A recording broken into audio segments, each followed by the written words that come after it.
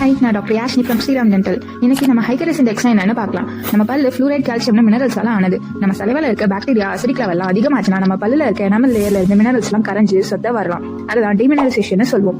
Minerals எல்லாம் கரையறனால உங்க பல்லுல அதிக சொத்த வரலாம். அதுதான் ஹைகரிஸ் இண்டெக்ஸ்னு சொல்லுவோம். கரைஞ்ச ஃப்ளூரைட் கால்சியம் ரீமினரைஸ் பண்ண ரீமினரைசிங் க்ரீமை யூஸ் பண்ணுங்க. 3 மாசத்துல இருந்து 6 மாசத்துக்கு ஒரு முறை டென்டல் செக்அப் பண்ணா உங்க dentist professional fluoride varnish apply பண்ணுவாங்க. அது டிமினரைசேஷனை தடுக்கும். ஹைகரிஸ் இண்டெக்ஸ்னால சொத்த வராம தடுக்க குட் பாக்டீரியா நிறைய இருக்க ப்ரோபயோட்டிக் உங்க ஃபுட்ல சேர்த்துக்கோங்க. சிந்தட்டிக்கா ப்ரோபயோட்டிக் பவுடர் கேப்சூல்னு சாப்பிடலாம். அப்படி இல்லைன்னா நேச்சுரலான ப்ரோபயோட்டிக் தயிர் அதிகமா உங்க உணவுல சேர்த்துக்கோங்க.